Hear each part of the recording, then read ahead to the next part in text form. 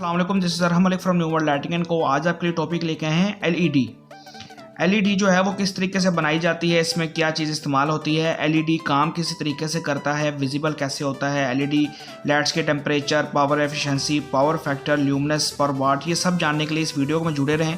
LED bulb के हवाले से मुकम्मल मालूमात इंशाल्लाह एलईडी चिप के हवाले से इस वीडियो में जो है मैं आपको फराहम कर दूंगा, इंशाल्लाह कोशिश करूँगा।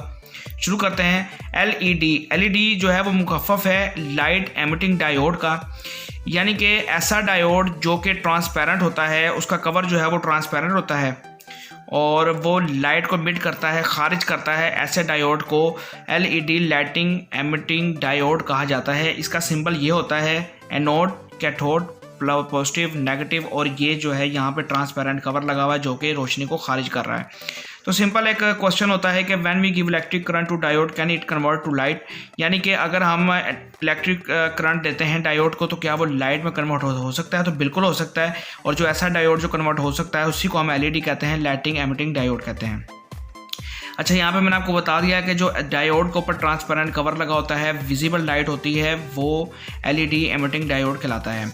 अच्छा, एलईडी डायोड के अंदर दो किस्म के डायोड्स आते हैं। एक आता है इंफ्रारेड एलईडी, ये वाला, और एक आता है विजिबल एलईडी। अच्छा, एलईडी बल्ब से जो है वो बनता किस तरीके से, एलईडी चिप जो है वो किस तरीके से बनाई जाती है। एलईडी मैन्युफैक्चरिंग जो होती है वो होती है सेमीकंडक्टर मटेरियल से, और सेमीकंडक्टर मटेरियल के अंदर दो किस्म के मटेरियल इस्तेमाल होते हैं। एक होता है गैलियम आर्सेनाइड और एक होता है फॉस्फाइड। अब गैलियम आर्सेनाइड जो है अगर आप उसको अकेले को इस्तेमाल करके एलईडी बनाते हैं तो वो इंफ्रारेड एलईडी बनती है जो कि नॉन विजिबल होती है, जो उसका कलर हमें नज़र नहीं आता, वो किसी कलर टेम्परेचर का हामिल नहीं होता। वो जैसे कि टीवी रिमोट, एसी रिमोट, इस तरह के जितने भी रिमोट्स होते हैं उसके आगे एलईडी एक छोटी सी लगी होती है, उसको हम इंफ्रारेड एलईडी कहते हैं।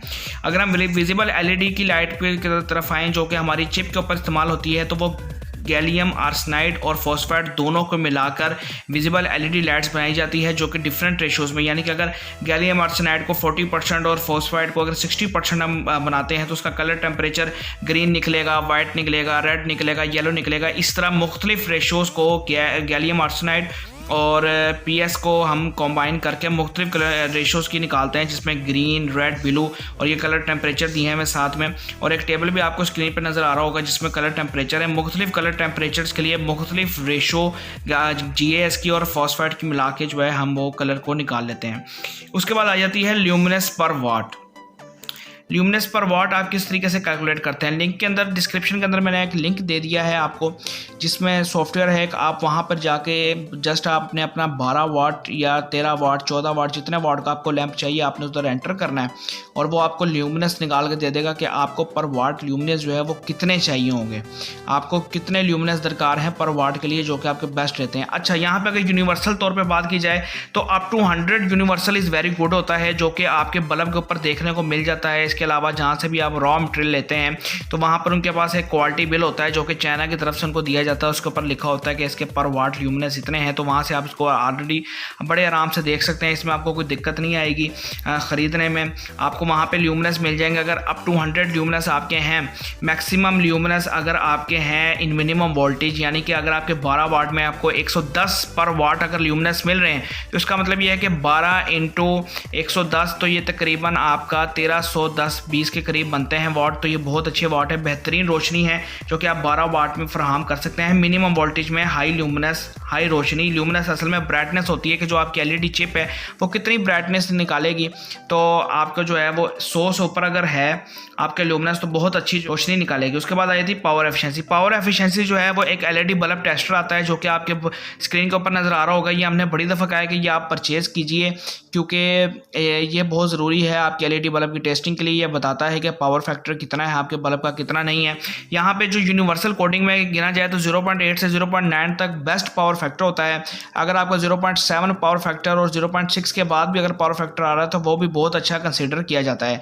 CRI रेंडरिंग इंडेक्स तीसरे नंबर पे आता है। CRI रेंडरिंग इंडेक्स हमें बताता है कि आपके जो बल्ब की रोशनी है, जो आपके बल्ब का टेम्परेचर है, जो आपके बल्ब ने रोशनी देनी है, नेचुरली दिखानी है किसी चीज़ को, जस्ट लाइक जैसे ये पेपर पड़ा हुआ है, इसके ऊपर जो आपकी रोशनी डलेगी एलईडी बल्ब की वो कितने इंडेक्स पे होगी, वो 70 पे होगी, 50 पे होगी, होगी, 100 पे होगी, 80 पे होगी।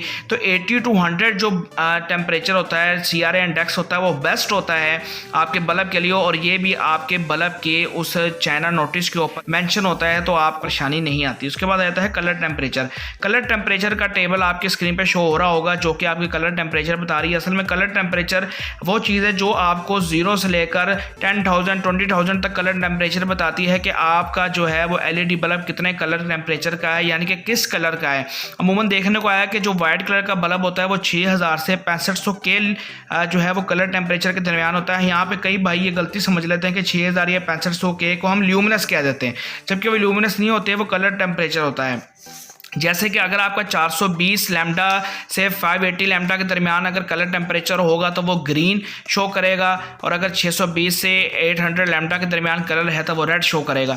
तो ये टेबल आपको इंटरनेट पे आसानी से मिल जाएगा, आप वहाँ से टेबल डाउनलोड कर सकते हैं। इसके अलावा सॉफ्टवेयर जो है वो मैंने आपको ल्यूमिनस पर वाट का कैलकुलेशन का भी डिस्क्रिप्शन में दे दिया, आप वहाँ से ले सकते हैं। पावर एफिशिएंसी कैलकुलेट करने के लिए आप मीटर परचेज कर सकते हैं। अच्छा जी, एंड पे आ जाते हैं इसके एडवांटेज के। LED बल्ब को जो है वो इस्तेमाल करने के क्या क्या एडवांटेजेस हैं। तो सबसे पहले लो पावर, पाकिस्तान के अंदर जो है वो बिल, इलेक्ट्रिसिटी बिल्स बहुत ज़्यादा आते हैं, तो LED बल्ब इस्तेमाल करने से आपके बिल की जो कंजप्शन है वो बहुत ज़्यादा कम हो जाती है। As compared to incandescent, tube light, energy saver के मुकाबले में LED बल्ब जो है वो कम पावर इस्तेमाल करता है। यहाँ पे अगर आप कंपैरिजन करें तो मैं आपको यहाँ पे मिसाल दूँ तो 7 वाट का LED बल्ब और 24 वाट का LED बल्ब को आप कंपेयर करें तो 7 वाट के LED बल्ब की रोशनी भी ज़्यादा होगी और उसकी पावर कंजप्शन भी कम होगी, पर वाट ल्यूमिनस भी उसके ज़्यादा होंगे कंपेयर टू एनर्जी सेवर।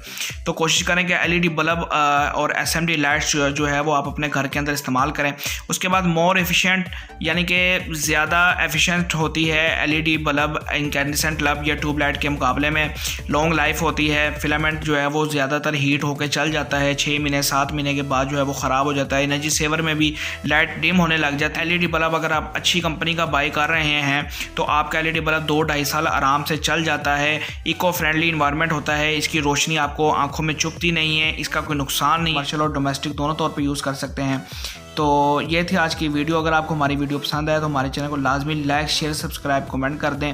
और इसके अलावा डिस्क्रिप्शन के अंदर फेसबुक पेज का लिंक मौजूद है, उसको जाके लाजमी लाइक करें, क्योंकि वहाँ पे रोज़ की बुनियाद पर हम अपनी प्रोडक्ट्स की अपडेट देते रहते हैं। तो यहाँ पे कुछ वीडियोज़ रह जाती हैं, तो छोटी छोटी प्रोडक्ट्स जो भी होती हैं तो उसकी अपडेट्स जो है वो फेसबुक पर आपको मिलती रहेगी।